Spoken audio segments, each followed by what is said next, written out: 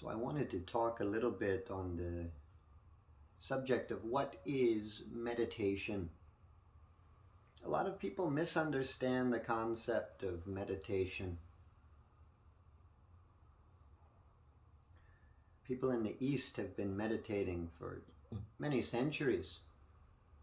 The Hindu sannyasis, the Swamis, the monks, and Buddhist monks of various different traditions spend a lot of hours practicing meditation. And in recent times in the West, meditation has also begun to increase in popularity. We find meditation groups in every major city in America, and even the doctors are starting to talk about the supposed benefits of meditation. But there's a lot of misunderstanding of what meditation actually is.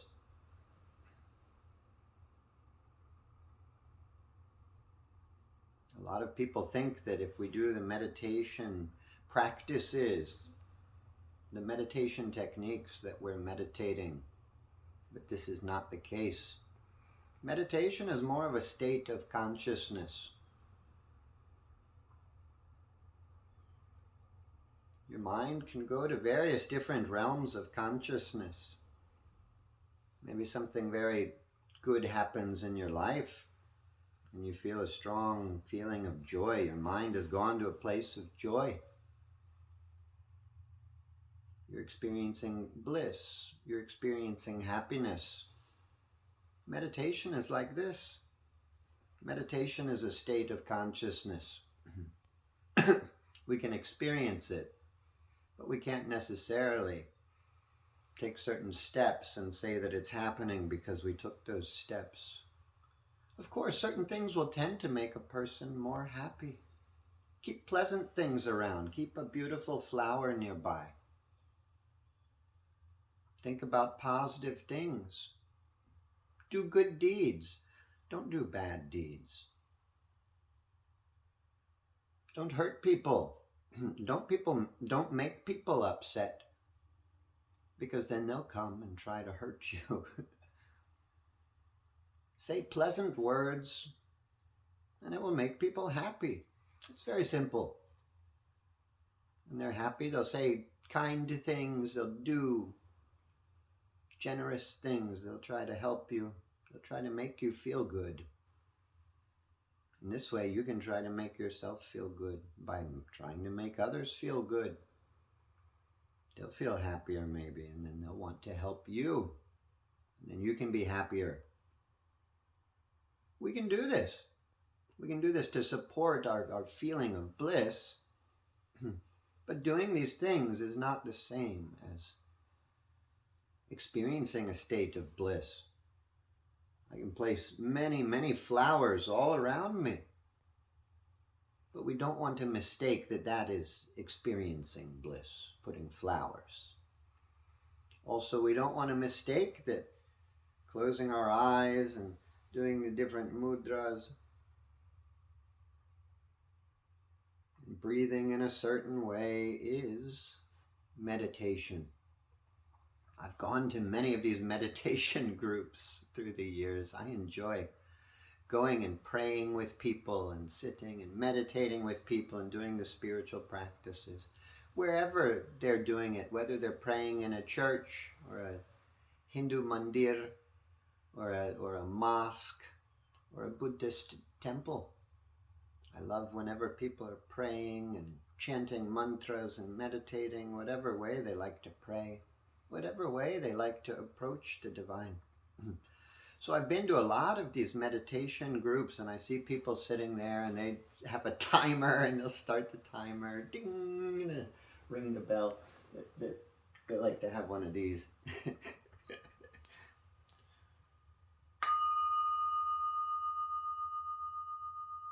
And I think a lot of people think when the bell rings, then they're meditating, and when the bell rings again, they stop meditating.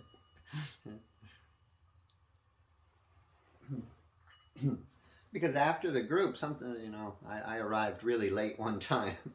He said, "Oh, we just finished meditating." I didn't say anything, but I was thinking, you guys weren't meditating. You don't look like you were meditating. They were maybe doing the meditation practice. It's not easy to meditate. For many years, we might have to do the meditation techniques before we wind up actually experiencing that state of meditation. I remember years back, they were doing studies on meditation at one of the universities.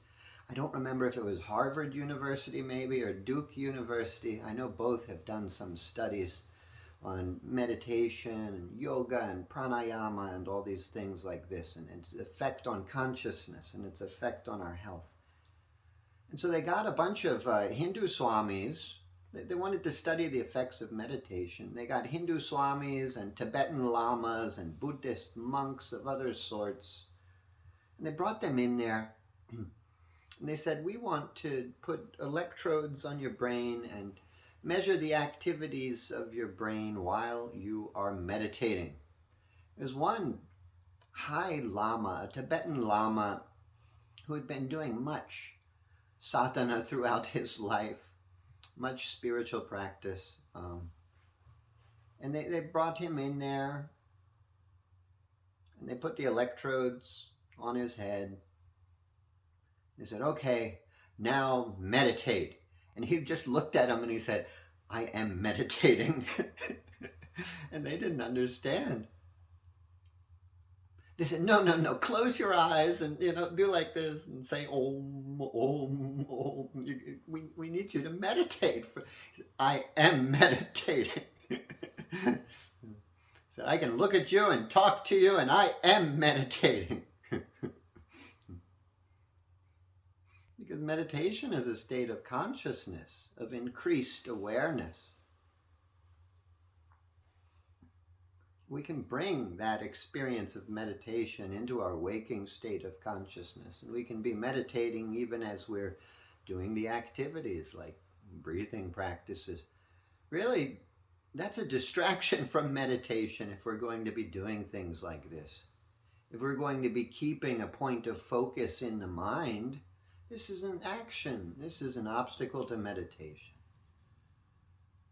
Of course, these things can help prepare us for the state of meditation, but it's an action. It's a distraction. We can breathe. We can do alternate nostril breathing. Breathe through one nostril, out through the other. In through that one, out through the other. This calms our mind. The state of meditation is beyond both the intellectual mind and the emotional mind. We balance those two, right and left hemisphere of the brain, when we do this alternate nostril breathing, and it makes the mind very calm and still. We can go beyond the mind to a higher state of awareness. In a state of meditation, knowledge just comes to you.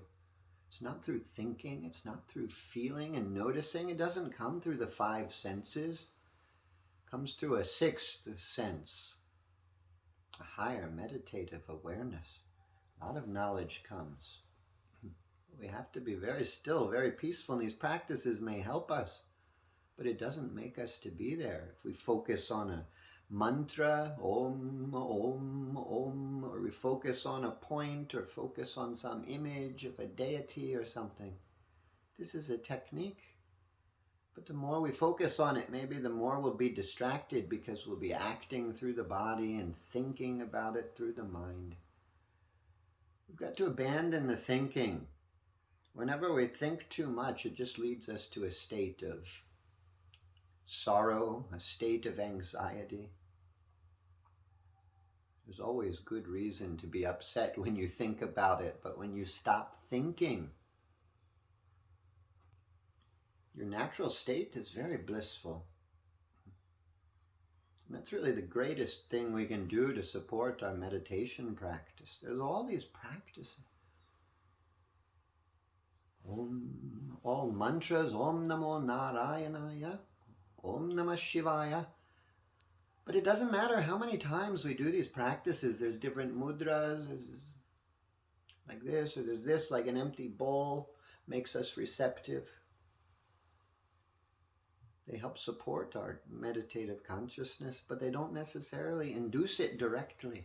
They help to make us ready for it. But we can do all these kind of practices a million times and we'll never experience a state of meditation unless we can make ourselves very joyful, very peaceful. That's why they recommend the practices in yoga of yama and niyama, which are certain restraints and certain observances. Don't tell a lie, because then you'll always be worried that someone is going to figure out your lies and come and get you. You won't be happy because you'll always be worrying. So tell the truth, satya. Don't hurt people. They'll be angry. They'll come for you. That's going to be a big distraction in your meditation. Don't hurt anybody. Don't hurt anything. Don't hurt even the animals. Eat a vegetarian diet. This is called ahimsa. Practice contentment. Santosha.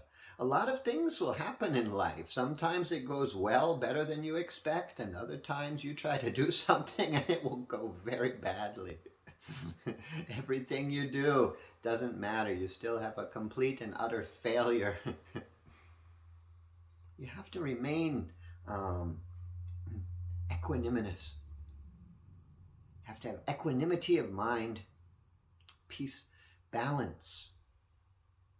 You have to have this inner equilibrium that keeps you very joyous despite.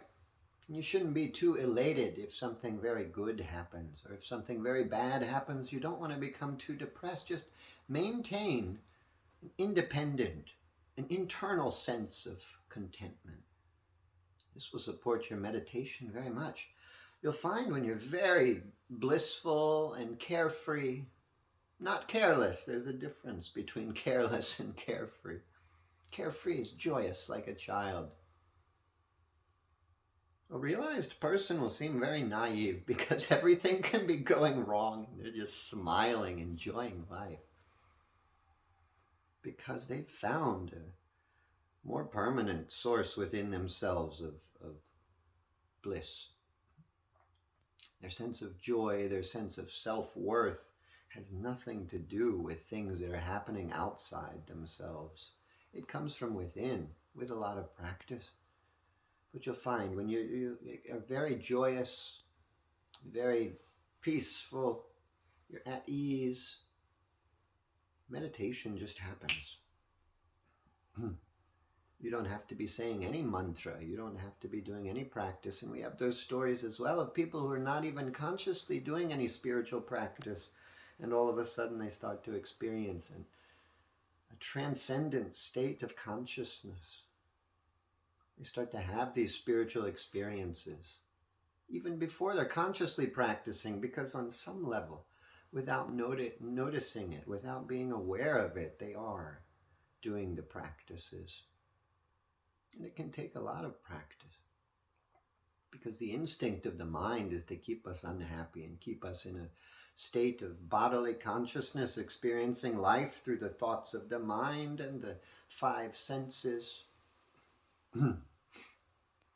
Of course, the Western doctors with a misunderstanding of meditation will list very limited benefits for meditation. They'll say meditation, it will make you calm, it will improve your sleep. Because you're calm, it can improve your success in your studies. It will affect your heart rate, it will help your physical health and this kind of thing. Of course, they say the same benefits for yoga, because yoga in the West often is viewed simply, merely as a physical exercise. The higher practices are taken out, and I can understand why. If you do the physical exercise, you get an immediate benefit that people can notice. Your muscles get a little sore, and then immediately you're more flexible. And you get these benefits. Better sleep, eases the effects of stress and all this kind of thing. They have a list. If you look up online, what are the benefits of yoga? What are the benefits of meditation? And they list these. But in yoga, they leave out these higher practices. Of course, the physical postures are designed to help us so we can sit comfortably, so we can meditate. If you're uncomfortable in your body, if you're feeling pain, you'll never be able to meditate. So if you feel pain, if you're sick, if you're very sick and you're having troubles in your body to sit comfortably, or if you're injured and you're not able to heal that, then we can do the postures very carefully, very mindfully, very gently to help ourselves to sit comfortably so the body isn't a distraction. And then we do the pranayama practices, the breathing practices to help ease the fluctuations in the mind so that as we sit, the mind is not an obstacle. And then we come to the higher practices of yoga. Pratyahara, withdrawing from the senses. Of course, there's some techniques for this, but just like meditation, you can't just do the technique and say that you've withdrawn your awareness from the senses. It's a state of consciousness. It's something that has to happen. And just because we do the technique doesn't mean that we successfully do it. Then we have dharana, we practice concentration, and we have dhyanam, meditation, and then we have samadhi. And even the great yogis who experience a state of samadhi, they want to experience it repeatedly. And as they experience this state of samadhi repeatedly, samadhi is basically just union with your true self, which is the divine throughout the universe. You lose awareness of the individual bodily consciousness and you become aware of yourself, which is pervading the entire universe. You may see the entire universe at one time and you feel bliss. You know that you are something different than just this body. You have a separate existence than maybe you're aware of. When you experience that, that's called a samadhi. It's the same as yoga, union basically. But once the yogis experience samadhi, they want to experience it again.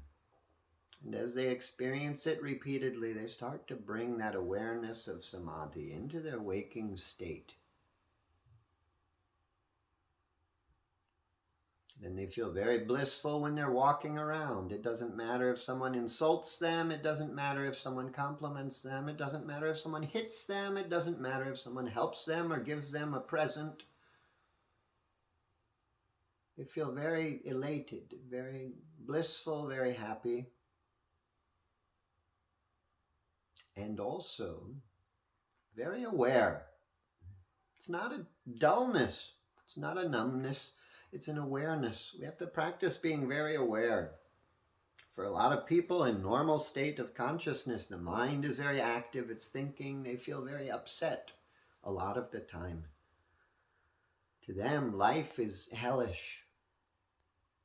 It's very unpleasant, uncomfortable.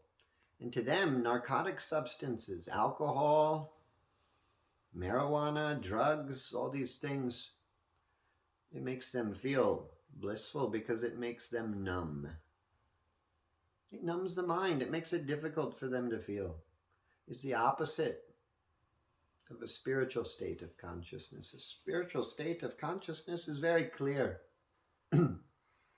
Many yogis seem to know things that they shouldn't know. A person may be standing behind them and they can see that person is coming. They'll know which person it is. Or if a person comes that they've never met before, they'll know all about their past. They'll know about their future. They have a lot of awareness because their mind isn't active, chattering all the time. They've learned through the practice of yoga to go beyond that and access something higher, a higher state of awareness. They can see more all around because they're very mindful. And their mind has become very clear. We can support that practice by eating foods which are sattvic. Of course, drugs and stimulants and alcohol and marijuana and all kind of chemical drugs and natural drugs. It doesn't matter if it's a LSD made in a factory, a laboratory, or if it's a natural mushroom. If it's a narcotic substance, it's toxic to the body and dulling to the mind. So we can take foods which are very sattvic, like nuts and fruits and dairy and grains, very nourishing, very sattvic foods. And we can take sattvic herbs like tulsi and brahmi and different herbs like this to cause the mind to become more clear. This can help support our meditative practice. Of course, there's a marma point here on the forehead. A lot of people just focus on that place, a little bit above between the two eyebrows. We call stapani marma. We can focus on that point, or we can put substances on that point. We could put the vibhuti, the white ash. We could put the sandalwood. It's becoming harder and harder to find real sandalwood. There's so many fake substances, chemical substances. I just use vetiver root as a substitute for the sandalwood because it's difficult to find the sandalwood. And if we use the red kumkum powder, traditionally this is made from turmeric, and turmeric has a very good effect on that point. But it's hard. Now they make chemical versions. If you use the real kumkum made with turmeric, it will have a very nice effect, opening the channels there and helping to calm your mind and induce a meditative state. Of course, if you use the wrong chemical powders that is easily purchased when you try to buy the kumkum, it may just poison you. It may have a bad effect. Maybe it's better just to use the turmeric itself. Or you can make kumkum at home. Mix the slaked lime with the turmeric and it will turn red. Or just use turmeric, but it may stain your skin. If you have a light colored skin like this body has, then it may stain your skin if you put yellow. But who cares? Because you'll be experiencing a blissful state of consciousness eventually. You can cut your hair. You can pull up your hair like this, and it tends to pull your consciousness. Pull your consciousness up into the higher chakras. It's a meditative state of awareness. When our consciousness flows through the higher chakras, we're very blissful, very peaceful, very aware. We can practice redirecting our consciousness by practicing being peaceful, being blissful, and by practicing being aware, noticing everything. The instinctive consciousness, the instinctive mind avoids. It turns away. It represses feelings that are bad. It judges everything. This is bad. This is good. I want this. I don't want this. Instead, in yoga, we train ourselves to say, okay, this is there. Wonderful, beautiful. To witness it and to see the beauty in it. There's a great deal of beauty in a flower. There's a great deal of beauty in the skull of a dead animal or a person. There's a great deal of beauty in a happy, beautiful, uplifting movie, or a movie about a horror movie about a crazy man who wants to kill everybody or whatever. We can find beauty in everything. We just have to give up our attachments which say, I like this, I want this, I don't like this, I don't want this. If we just welcome every experience, every feeling, every thought that comes into the mind and just witness it, it need not affect us. We need not act out of it. We can just witness it very blissfully, like a baby. If you've seen a newborn baby, they'll just look at everything. It's so amazing and so interesting. They'll look at their hand and just like, wow, look at my hand. We've got to have that kind of joy to experience anything. Anything is new unless we put our attachments from the past onto it, or our fears for the future. We need not fear. We don't have much control over things anyway. We should have more faith in God, more faith in the Guru, to just be peaceful, to be blissful. And then we'll find we're meditating all the time. No matter what we do, no matter what people do to us, we need not sit. And so I like the wisdom of that Tibetan Lama, that when he went for the study, they said, oh, okay, now meditate, meditate. I guess they were expecting someone would ring the bell. Ding! And he would start meditating. But he said, no, I am meditating right now. While I'm talking to you, I'm meditating. And he refused to close his eyes and do like this or whatever. And in this study, they found that a lot of portions of the brain that's not usually active for people were active for these guys in meditation. Their brains were much more active than normally they are. We use only a very small capacity of our mind. Just this outer, external, logical aspect, but beyond that, that's just the very tip of the iceberg. 99% of the brain is left to access. We can travel anywhere in the universe in the mind. We can manipulate physical matter with the mind. Amazing things can be done. But we don't realize it because we only stay in this very external area of the mind. And so that Lama, he refused to close his eyes and play their game. He just said, no, I'll sit here and I'll talk to you and you take the measurements through the electrodes. And sure enough, yeah, his mind was very active. He was in a deep state of consciousness.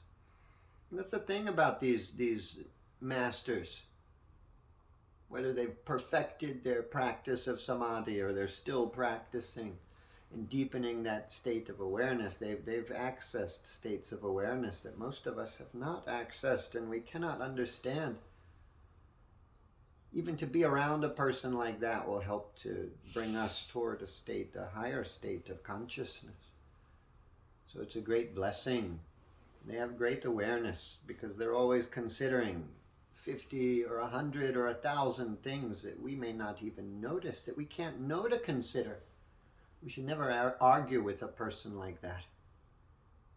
If they give us some advice, we should try our best to follow that advice, because probably they see some things that we don't see from that higher state of consciousness.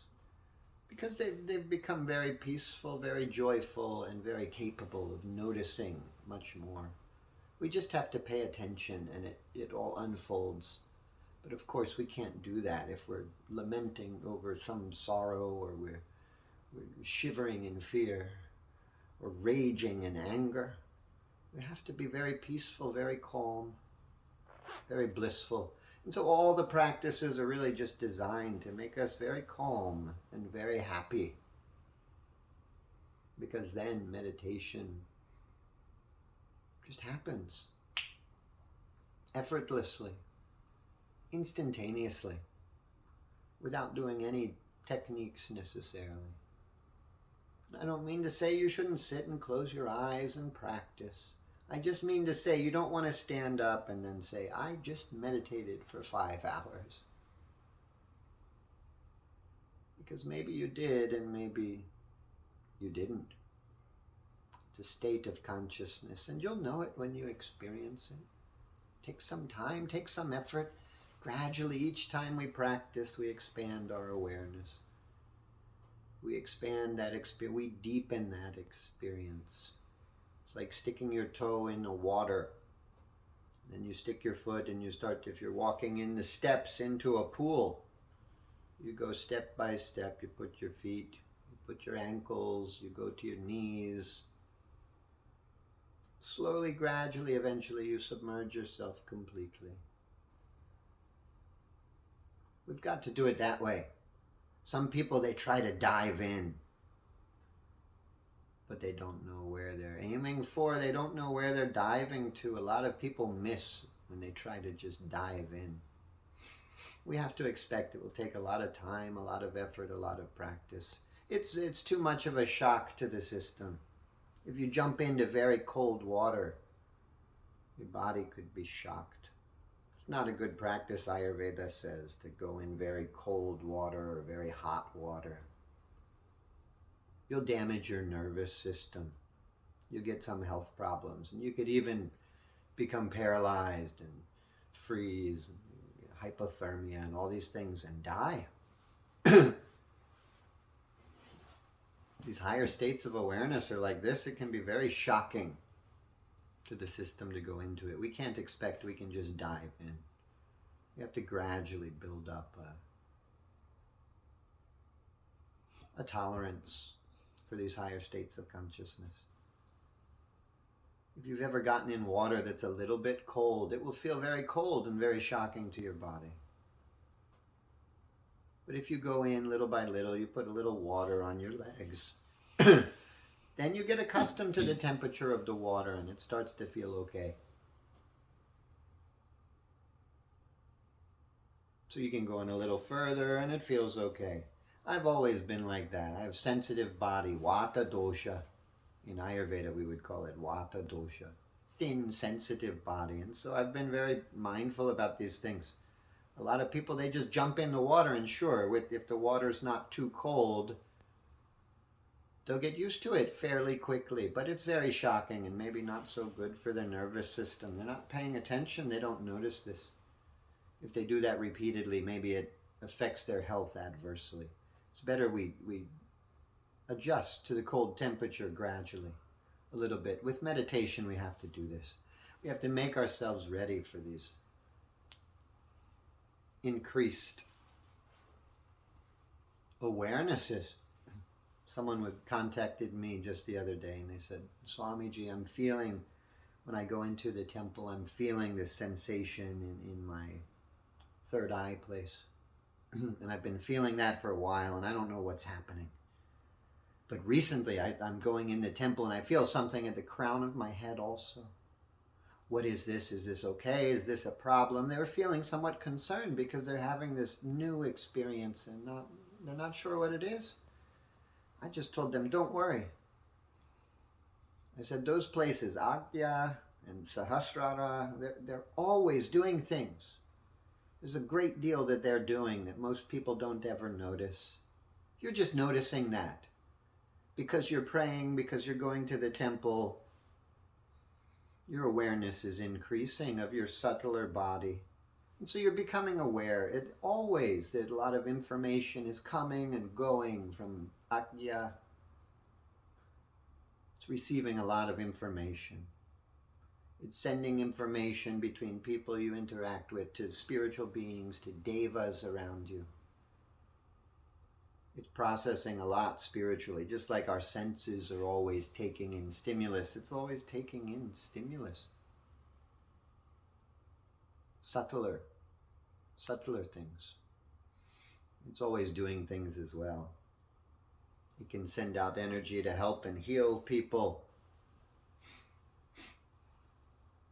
It can receive healing energy. It can receive blessings from a guru, from a deity at the temple or whatever. Always doing things. And so, if you start to notice, it may be shocking at first. To become aware of a part of yourself you were previously unaware of. If you became aware of an additional arm on your body, you may feel very shocked. Because you're used to having 2 arms. You're accustomed to this. You found a third arm growing out of your chest. You'd feel very strange, possibly. It would take some getting accustomed to. Even they talk about some people that they have a limb amputated and it takes time for them to get accustomed to it. They feel like they have that limb still because they're very used to having it, even though it's not there anymore physically. They feel like it's there. It can upset people's sense of balance. Sometimes when the body workers, the massage therapists, or the energy workers do healing work on someone's body, it adjusts their skeletal alignment, and their hips sit in a different position, their shoulders may sit in a different position, and one leg will feel longer or shorter. If they lay down and they stick their legs up, one leg will be longer. But then they do that energy work or the massage, and it helps them relax. Maybe one hip, they're pulling it up very far. So they start to relax, and now the legs will seem equal length, not that one is longer. When they stand up, even though they're more balanced, they're more level, they're more even, it will be difficult to walk because they're accustomed to walking with the tension, with one hip pulled up and one leg seeming much shorter. If they get up too quickly, they'll even fall because they're not accustomed to walking in a balanced way, even though it's our natural state of consciousness. It's not easy for us who are accustomed to being in a normal bodily state of consciousness to adjust. It can be overwhelming. It can cause a person to go insane. It can cause a person to die or get sick, to go too quickly into these higher states of awareness. So we do gradual practice over time. And as we become more peaceful, as we become more relaxed and more at ease with everything that's happening, we find that the higher states of consciousness, meditative awareness, it just dawns on us. We need grace for this to happen, so always we should pray for grace. And keep going to the temple, keep doing the practices, keep seeking the blessings of the teachers who are already experiencing this heightened state of consciousness. And it all helps gradually for us to, in time, with some effort, begin to meditate. They call it a meditation practice because we may have to practice repeatedly. We don't do it one time and have the end results.